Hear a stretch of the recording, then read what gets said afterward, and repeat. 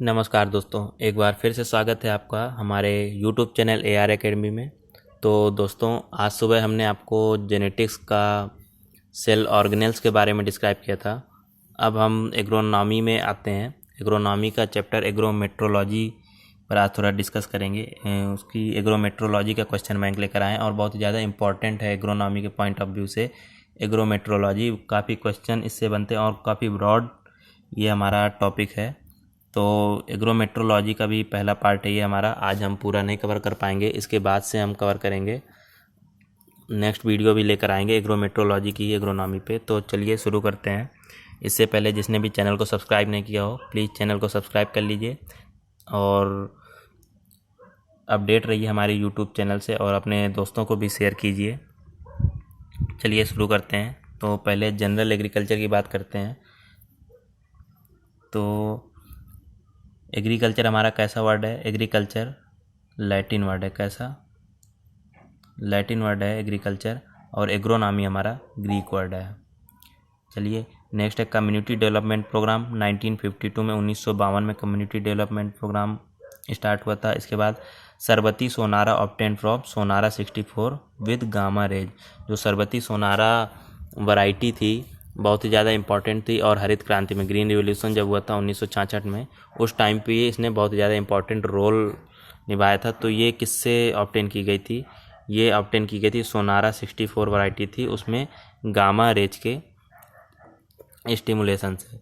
Next है Jagannath rice. Jagannath से एक राइस की वैरायटी है, ये हमारी म्यूटेंट वैरायटी। अगर बात करें तो राइस की म्यूटेंट वैरायटी की बात करें तो जगन्नाथ का नाम सबसे पहले आता है और ये हमारी ऑब्टेन की गई थी T141 विद एक्स रेज। इसमें क्या किया था? T141 वैरायटी में एक्स रेज का यूज किया गया था। नेक्स्ट है अरुणा, जो कास्टर की वैरायटी है अरुणा, ये हमारी प्राप्त की गई थी किससे? HC8 वैरायटी से विद थर्मल फास्ट न्यूट्रॉन से। नेक्स्ट है intensive area development programme IADP also known as package programme. ये 1960 में स्टार्ट हुआ था। फिर 1875 में हमारा इंडियन मेट्रोलॉजिकल डिपार्टमेंट, बहुत ही ज़्यादा इंपॉर्टेंट है, पूछा जाता है अक्सर कि इंडियन मेट्रोलॉजिकल डिपार्टमेंट कब स्टार्ट हुआ था। तो 1875 में। कहाँ पर? पुणे में। इसका हेडक्वार्टर कहाँ है? पुणे में। 1880 में हमारा first report of famine commission, आपदा कमीशन की सबसे पहली रिपोर्ट आई थी 1880 में। 1898 में second report of famine commission. 1901 में third report of famine commission. फिर 1903 में imperial agriculture research institute IARI Pusa Bihar में। फिर 1928 में रॉयल कमीशन ऑन एग्रीकल्चर। 1929 में ICAR, क्या? ICAR। फिर 1936 में IRI शिफ्टेड टू दिल्ली। जैसा हमने आपको पिछली एक्सटेंशन की वीडियो में बताया होगा कि अर्थक्वेक की वजह से ये शिफ्ट कर दिया गया था। 1935 में अर्थक्वेक आया था पूसा बिहार में। फिर 1936 में ये दिल्ली शिफ्ट कर दिया गया था IRI। नेक्स्ट है हाई यील्डिंग वैरायटी प्रोग्राम 1966 में। 1966 में स्टार्ट किया गया था और हरित क्रांति इसी की वजह से आई थी। नेक्स्ट है 1967 में क्या होता है? Multiple cropping programme MCP। और 1969 में नेशनल डिमॉन्स्ट्रेशन प्रोग्राम NDP। 1972 में ICRISAT की स्थापना हुई थी, हैदराबाद में। बहुत ही ज़्यादा इंपॉर्टेंट है, पूछा जाता है ये। फिर है central plantation crop research institute. ये हमारा कहाँ सिचुएटेड है? ये है केसरगढ़ में। और ये जो हमारे इंटरनेशनल इंस्टीट्यूट है बहुत ही ज़्यादा पूछे जाते हैं। इकार्डा जो है वो हमारा सीरिया में है। सिमिट मैक्सिको में है। IRRI मनीला में है। IPRI पेरू में है। ICTA काली कोलंबिया में है। और IITA इबाडान नाइजीरिया में। बहुत ही ज़्यादा इंपॉर्टेंट है, ये बहुत ज़्यादा पूछे जाते हैं इंटरनेशनल इंस्टीट्यूट में। ये 5-6 बहुत ही ज़्यादा इंपॉर्टेंट है। चलिए अब बात करते हैं हम मेट्रोलॉजी की, जो आज का हमारा चैप्टर है।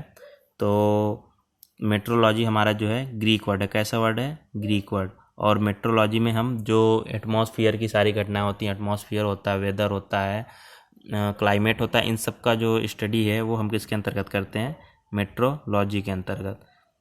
वेदर क्या होता है और क्लाइमेट क्या होता है, बहुत ही ज़्यादा इंपॉर्टेंट है, ये हमेशा पूछा जाता है। वेदर और क्लाइमेट होता क्या? तो वेदर होता है स्टेट और condition of the atmosphere at a instant time. और क्लाइमेट होता है summation of the weather condition over a longer period. तो जो एक छोटे पीरियड के लिए होता है कोई मौसम, जैसे अभी आप बैठे हैं और आपके यहाँ बादल आ जाएं, तो वो हमारा कहा जाएगा कि वो हमारा मौसम है। लेकिन जब हम क्लाइमेट की बात करते हैं तो ये एक थोड़ा लॉन्गर पीरियड के लिए होता है। जैसे आप देखते हैं कि गर्मियाँ कितने 4 से 5 महीने तक गर्मियाँ चलती हैं, तो वो जो एक लॉन्गर पीरियड का एवरेज होता है कि उस एवरेज में गर्मी ज़्यादा पड़ी, तो वो पूरा हमारा क्लाइमेट कराता है। लेकिन जब हम शॉर्टर पीरियड की बात करते हैं, इंस्टेंट टाइम के लिए, कुछ ही क्षणों के लिए बात करते हैं, वो 1 दिन भी हो सकता है, 1 घंटा भी हो सकता है और 1 मिनट भी हो सकता है, तो वो हमारा वेदर के अंतर्गत आता है। जैसे बैठे बैठे बादल आ जाना, बैठे बैठे धूप आ जाना, तो वो हमारा एक दिन का मौसम कहलाएगा कि आज का मौसम ऐसा है, आज के मौसम में बादल हैं, आज का मौसम में पानी बरसा। लेकिन जब हम पूरे एक क्लाइमेट की बात करेंगे तो उसका एक एवरेज लेंगे, लॉन्गर पीरियड का एवरेज। जैसे इस समय क्या चल रहा है कि गर्मियाँ चल रही हैं, बरसात हो जाती है किसी किसी दिन, लेकिन फिर भी हम क्या कह रहे हैं कि ये हमारा गर्मियों का मौसम है, क्योंकि इसका जो एवरेज है एक प्रकार से कई महीनों का, वो हमारा गर्मियों वाला है। इसलिए क्लाइमेट क्या होता है, वो लॉन्गर पीरियड के लिए होता है, और वेदर जो होता है वो हमारा इंस्टेंट टाइम के लिए या शॉर्टर पीरियड के लिए होता है। यही अंतर है दोस्तों, इसमें कंफ्यूज नहीं होना है आपको। अब बात करते हैं स्ट्रक्चर ऑफ एटमॉस्फेयर की। तो इसकी बात करने से पहले हम आपको बता दें कि हम इस पर एक बहुत पहले डिटेल वीडियो बना चुके हैं, तो आप प्लेलिस्ट पर जाके देख सकते हैं। लेयर्स ऑफ एटमॉस्फेयर करके टॉपिक का नाम है, और बहुत ही अच्छा उसमें समझाया गया है। तो जिसको भी, सभी लोग वो वीडियो एक बार ज़रूर देखें, उससे आपको पूरा लेयर्स ऑफ एटमॉस्फेयर के बारे में जानकारी मिल जाएगी। तो चलिए यहाँ बात करते हैं हम, जो कि आपके एग्ज़ाम के पॉइंट ऑफ व्यू से ऑब्जेक्टिव के रूप में इम्पॉर्टेंट है। तो पहला है ट्रोपोस्फियर। ट्रोपोस्फियर क्या होती है? Thicker at equator and thinner at poles and most stable. जो सबसे पहली लेयर होती है वो हमारी ट्रोपोस्फियर ही होती है, एटमॉस्फेयर की सबसे पहली लेयर। ये क्या होती है? इक्वेटर पर तो मोटी होती है और पोल्स पर ये पतली होती है, और ये सबसे ज़्यादा स्टेबल लेयर होती है। तो कौन कौन सी लेयर होती है? हमारी ट्रोपोस्फियर हो गई, स्ट्रेटोस्फियर हो गई, मीजोस्फियर और थर्मोस्फियर, ये हमारी मेन लेयर्स होती हैं। तो नेक्स्ट है हमारा ट्रोपोपॉज। ट्रोपोपॉज क्या होता है? जो ट्रोपोस्फियर के बाद जो इससे आती है हमारी कौन सी लेयर? स्ट्रेटोस्फियर। इनके बीच की जो एक लेयर होती है, इन दोनों स्फीयर के बीच में जो एक लेयर होती है जो इनको इंटरमीडिएट बनाती है, वो हमारी कहलाती है tropopause. Present between troposphere and stratosphere. Stratosphere सबसे ज़्यादा इंपॉर्टेंट है, जहाँ से हमारे क्वेश्चन पूछे जाते हैं कि इंक्लूड ओजोन लेयर, क्योंकि इसमें क्या होता है, जो ओजोन लेयर पाई जाती है वो हमारी स्ट्रेटोस्फियर में ही पाई जाती है। It is the seat of all photochemical reaction in the year. जितने भी फोटोकेमिकल रिएक्शन होते हैं वो स्ट्रेटोस्फियर में होते हैं। और सॉलिड पोर्शन ऑफ अर्थ क्या कहलाता है? वो हमारा कहलाता है lithosphere. Ionosphere is the most unstable layer in the atmosphere. Ionosphere जो होती है वो सबसे ज़्यादा अस्थाई होती है, किसमें? एटमॉस्फेयर में। और अगर सबसे ज़्यादा स्टेबल की बात करें तो हमने क्या देखा कि ट्रोपोस्फियर सबसे ज़्यादा स्टेबल होती है या स्थायी होती है। नेक्स्ट है the upper part of the atmosphere is called magnetosphere. सबसे जो ऊपरी पार्ट होता है उसको किसी एक लेयर के रूप में डिजिग्नेटेड नहीं किया गया है, लेकिन अगर बात करें तो जो लास्ट में सबसे ऊपर लेयर होती है वो हमारी मैग्नेटोस्फियर कहलाती है एटमॉस्फेयर में। एल्टीट्यूड क्या होता है? ये होती है हमारी हाइट होती है, एक प्रकार से वर्टिकल हाइट होती है एल्टीट्यूड, जो हम सी लेवल से नापते हैं। कहाँ से नापते हैं? सी के लेवल से, समुद्र के लेवल से नापते हैं। और जो लैटिट्यूड की बात करें तो ये होती है imaginary line horizontally connecting the east and west. जो ईस्ट से वेस्ट को जोड़ती है ये एक हॉरिजॉन्टल लाइन होती है, वो हमारी लैटिट्यूड होती है। जब आप मैप में जाएंगे तो वहाँ पर ईस्ट से वेस्ट में लाइन डालेंगे, एक इमेजिनरी लाइन, वो हमारी लैटिट्यूड कहलाएगी। लेकिन एल्टीट्यूड जब हम सी लेवल से लेंगे, एक प्रकार से इसकी अगर बात करें तो ये हमारी नॉर्थ से साउथ को जाएगी, तो ये हमारी कहलाती है एल्टीट्यूड। और लॉन्गिट्यूड क्या होता है? लॉन्गिट्यूड होता है imaginary line connecting the north and south pole. Altitude जो होती है वो हमारी वर्टिकल डिस्टेंस होती है सी लेवल से, लेकिन जो नॉर्थ से साउथ पोल की ओर जाती है वो हमारा लॉन्गिट्यूड कहलाता है। क्या कहलाता है? Imaginary line connecting the north and south poles. It is useful for calculating of local mean time. जो LMT होता है लोकल मीन टाइम, उसके कैलकुलेशन के लिए लॉन्गिट्यूड का यूज होता है, जिससे हमारा टाइम का, समय का निर्धारण होता है। For calculating Greenwich mean time GMT कितने लॉन्गिट्यूड का यूज करते हैं? 0 डिग्री लॉन्गिट्यूड का। एंड फॉर IST या इंडियन स्टैंडर्ड टाइम, इसके लिए यूज करते हैं 82.5 डिग्री ईस्ट से, ये हमारा इंडियन स्टैंडर्ड टाइम होता है। एल्बिडो क्या होता है, जो रिफ्लेक्टेड रेडिएशन होता है या इंसुलेशन रेडिएशन। जब क्या होता है कि सूर्य का रेडिएशन आता है, सूर्य से जो हमारी किरणें आती हैं, तो उसमें क्या होता है कि आपने पढ़ा होगा कि जैसे ब्लैक चीज़ हो गई, वो हमारा क्या करता है, एब्जॉर्व करता है, ज़्यादा से ज़्यादा रेडिएशन को एब्जॉर्व करता है। लेकिन वहीं अगर वाइट की बात करें, वो क्या करता है, रेडिएट कर देता है उसको दोबारा से। तो यही होता है कि किसी चीज़ पर टकराकर, जैसे किरणें आई, वो टकराकर वापस रेडिएट हो जाती है, वो हमारा एल्बिडो कहलाता है। रिफ्लेक्टेड रेडिएशन होता है, वो फिर से क्या होता है, रिफ्लेक्टेड हो जाता है। इसी की वजह से हमारा जो है क्या होता है कि जो टेम्परेचर है अर्थ का, वो इसी वजह से बढ़ रहा है, क्योंकि जो ओजोन लेयर है, ओजोन लेयर से जब हमारी सूर्य की किरणें आती हैं और जब ज़मीन पर टकराकर वो वापस जाती हैं, तो वो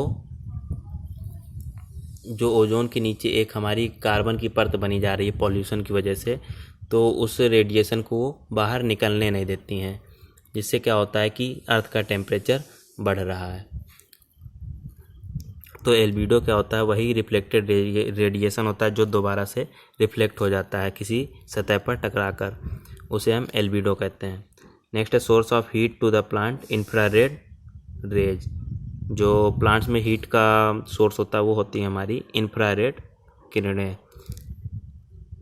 42% insulation return to the space, 58% usable insulation. तो जितना भी एल्बिडो होता है, इंसुलेशन रिटर्न का मतलब कि इंसुलेशन रेडिएशन हमने बताया, एल्बिडो को कहते हैं। तो जितना भी एल्बिडो होता है, जितना भी रिफ्लेक्ट होता है, उसका भी 42% हमारा स्पेस में चला जाता है और 58% ये यूज होता है। मतलब कि वो उसी की वजह से हमारे अर्थ की जो है हीट बढ़ती है और वो फिर यूज होता है। The average amount of energy available at the outer limit of the atmosphere is known as solar constant. Solar constant की बात करें तो क्या होता है, average amount of the energy, जो एवरेज अमाउंट ऑफ एनर्जी होती है जो हमारी एटमॉस्फेयर पर अवेलेबल होती है, वो हमारा सोलर कांस्टेंट कहलाता है। और इसकी जो वैल्यू है वो बहुत ज़्यादा पूछी जाती है। कितनी होती है, 1.94 कैलोरी पर सेंटीमीटर स्क्वायर पर मिनट। बहुत ज़्यादा पूछा जाता है ये कि सोलर कांस्टेंट की वैल्यू हमारी कितनी होती है। चलिए, शॉर्ट डे प्लांट के एग्जांपल कौन कौन से, मेज, सोयाबीन, टोबैको। वहीं लॉन्ग डे की बात करें तो शुगर बीट, वीट, बार्ले। और डे न्यूट्रल प्लांट्स की बात करें तो सनफ्लावर और कॉटन। तो यहाँ पर जानना जरूरी कि short day, long day plant और डे न्यूट्रल प्लांट्स होते क्या हैं। तो इनका जो निर्धारण होता है, short day plant, long day plant और डे न्यूट्रल प्लांट, तो वो हमारा एक प्रकार से उनकी फ्लावरिंग के टाइम के आधार पर होता है, ना कि वो जिस समय जर्मिनेट होते हैं, जिस समय ग्रोथ पीरियड में होते हैं उस टाइम पे। ये जिस टाइम पे फ्लावरिंग से फ्रूटिंग तक का इनका टाइम होता है, उस पीरियड पे ये कितना प्रकाश चाहते हैं, कितने टाइम के लिए प्रकाश चाहते हैं, उस टाइम की ड्यूरेशन के आधार पर इनका निर्धारण होता है।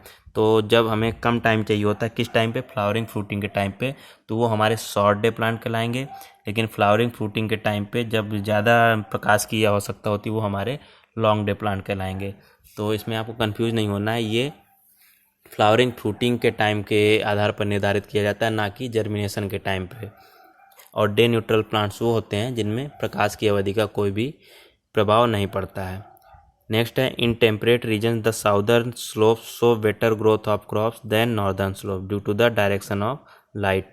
तो ये बताया गया कि टेम्परेट रीजन में क्या होता है कि southern slope show better growth, जो क्रॉप्स होती हैं उनकी ग्रोथ ज़्यादा होती है साउथ पोल में। क्यों? क्योंकि वहाँ पर जो है सूर्य की किरणें एकदम सीधी पड़ती हैं, और आप जानते हैं कि फोटोसिंथेसिस के लिए सूर्य का प्रकाश कितना ज़्यादा ज़रूरी है। तो इस वजह से वहाँ की क्रॉप बेटर होती हैं, किसके अपेक्षा, नॉर्दर्न स्लोप की वजह अपेक्षा। नेक्स्ट है सोलर रेडिएशन। तो सोलर रेडिएशन किससे नापते हैं, पायरानोमीटर और पायरहेलियोमीटर। तो डायरेक्ट सोलर रेडिएशन को जो मापते हैं वो हमारा पायरानोमीटर से। Duration of light, duration of light जो है एक कैम्बेल स्ट्रोक सनशाइन रिकॉर्डर से नापते हैं, और इसकी जो यूनिट होती है वो हावर्स पर डे। एक प्रकार से ये एक जो ग्लोब देखा होगा उस तरह का कुछ रिकॉर्डर होता है इसमें, और ये अपने आप घूमता रहता है और ये रिकॉर्ड करता है कि कितना सनशाइन एक दिन में हुआ हमारा, पर डे के हिसाब से कितने घंटे का सनशाइन हुआ। नेक्स्ट है इंटेंसिटी ऑफ लाइट। तो वो हम मापते हैं किसमें, लक्स मीटर में, लक्स मीटर से नापते हैं, और यूनिट इसकी होती है lux. Wavelength absorb in PS violet blue and orange red. Photosynthesis में कौन कौन सी वेवलेंथ एब्जॉर्ब की जाती है, तो वो है हमारी वायलेट, ब्लू और ऑरेंज, रेड। ये हमारी इतनी वेवलेंथ एब्जॉर्ब की जाती हैं। The most harmful effect of high light intensity is the solarisation because of photo oxidation. क्या हो जाता है कि हाई लाइट इंटेंसिटी होगी तो जाहिर सी बात है कि टेम्परेचर बढ़ेगा और उससे सोलराइजेशन होगा, मतलब जो है क्रॉप को नुकसान होगा। तो यही सबसे ज़्यादा नुकसान है और ये किसकी वजह से होता है, फोटो ऑक्सीडेशन की वजह से। नेक्स्ट है रेडिएशन। तो transmission of the heat without medium.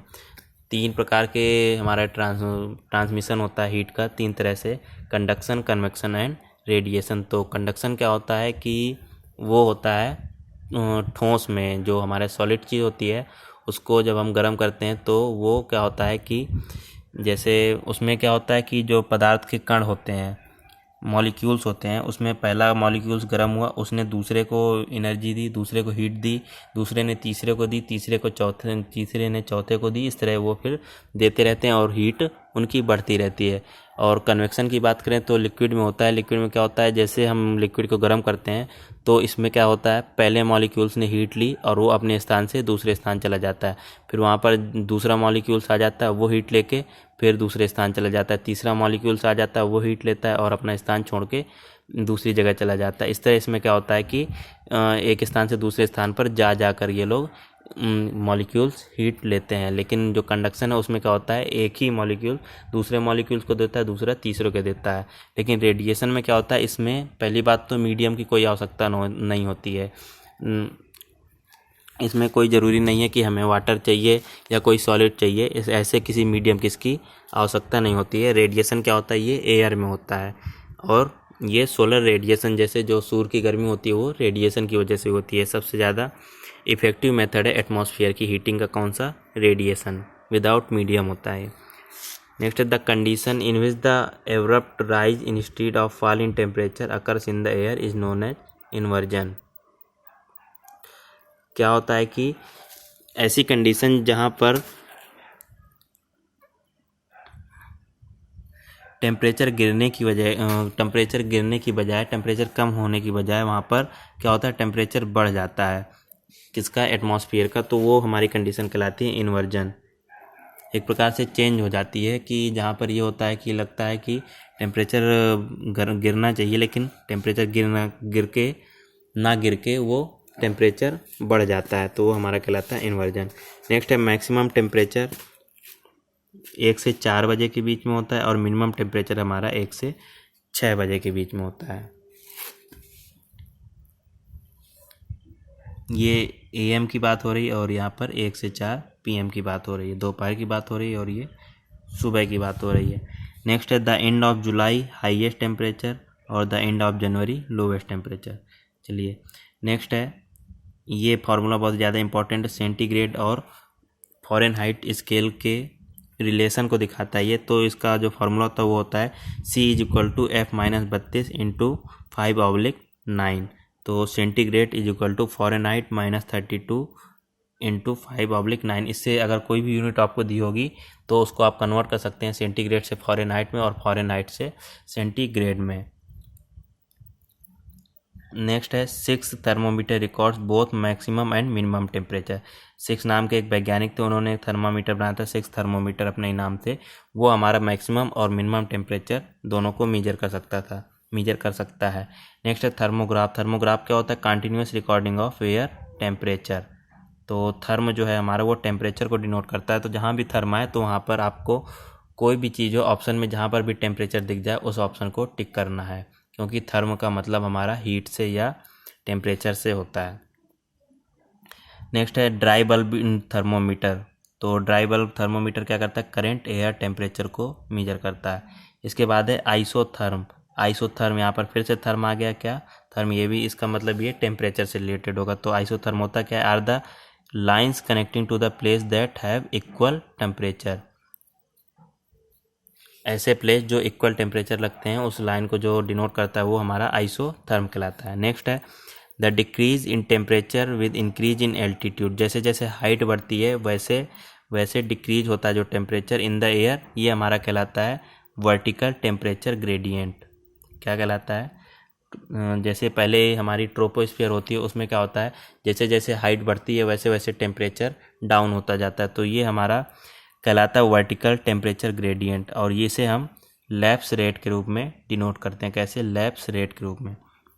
Next है the rate at which temperature decrease with increase in altitude of air is known as lapse rate. उसे क्या कहते हैं हम? लैप्स रेट या वर्टिकल टेम्परेचर ग्रेडियंट दोनों कहते हैं।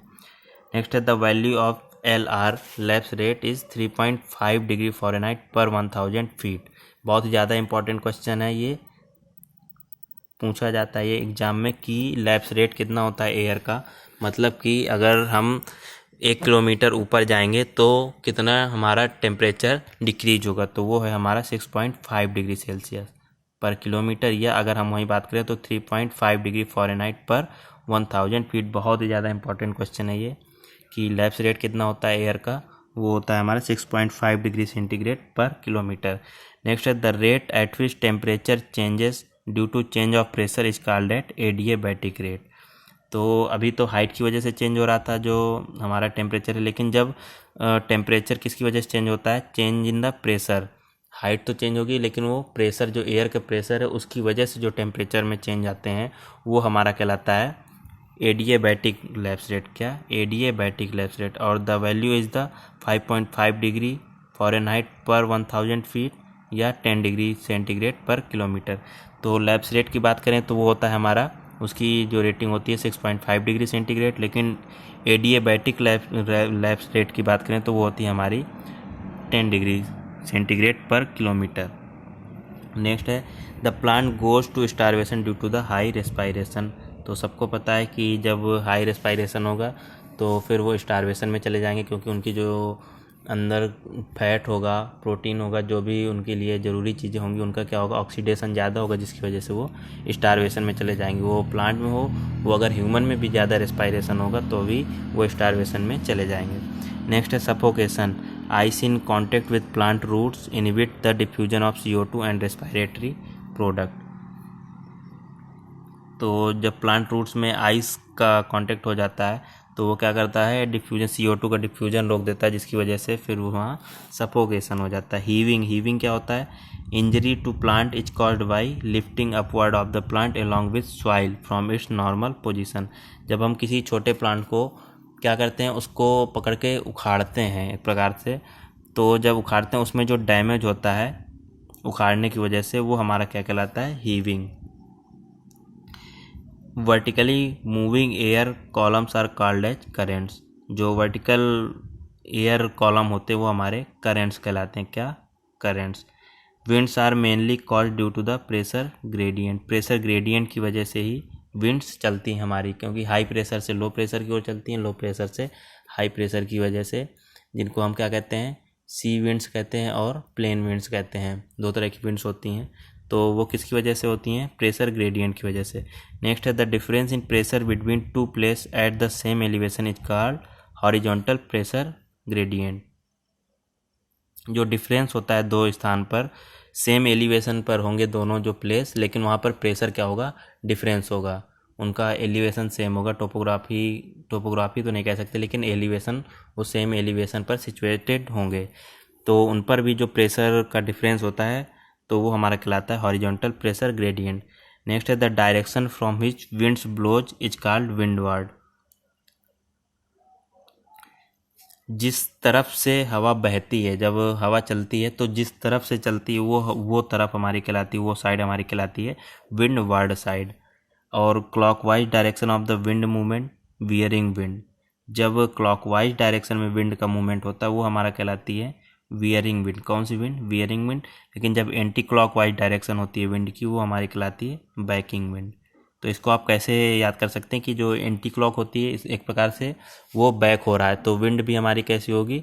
Banking wind. और जो क्लॉक वाइज होगी वो दूसरा हमारा हो जाएगा वियरिंग विंड। नेक्स्ट है विंड डायरेक्शन। विंड डायरेक्शन को मेजर करते हैं हम विंड वेन इंस्ट्रूमेंट से, और स्पीड को हम रॉबिन्सन कप एनीमोमीटर या एनीमोमीटर भी कह सकते हैं। तो विंड की स्पीड एनीमोमीटर से और विंड की डायरेक्शन विंड वेन से। बहुत ज़्यादा इंपॉर्टेंट क्वेश्चन ये। और एनीमोग्राफ जो होता है वो बोथ डायरेक्शन एंड स्पीड के लिए यूज होता है। किसके लिए? डायरेक्शन और स्पीड दोनों को मेजर करता है। The lines connecting the point having equal wind speed are isotachs. जिस तरह से आइसोथर्म था जो इक्वल टेम्परेचर की लाइंस को कनेक्ट करता था, उसी तरह जो इक्वल विंड स्पीड की लाइंस को कनेक्ट करेगा वो हमारे कहलाएगी लाइन आइसोटेक। तो दोस्तों ये आज हमारा पहला पार्ट था मेट्रोलॉजी का, और मेट्रोलॉजी काफ़ी बड़ा है। इसका दूसरा पार्ट भी लाएंगे और दूसरे पार्ट में होगा तो हम मेट्रोलॉजी को ख़त्म कर देंगे। उम्मीद करते हैं आपको ये समझ में आया होगा, और इसमें बहुत ही इम्पोर्टेंट ऑब्जेक्टिव हैं। इसको आप पूरा पढ़ेंगे तो जब आप एग्ज़ाम देंगे तब आपको लगेगा कि हाँ, जो मेट्रोलॉजी के क्वेश्चन आएंगे आप उन्हें सारे कर लेंगे। तो दोस्तों आज के लिए बस इतना ही रखते हैं, और चैनल को ज़्यादा से ज़्यादा सब्सक्राइब कीजिए और कंटिन्यूस वीडियो देखते रहिए हमारे, और वीडियो को लाइक कीजिए। तब तक के लिए बहुत बहुत धन्यवाद।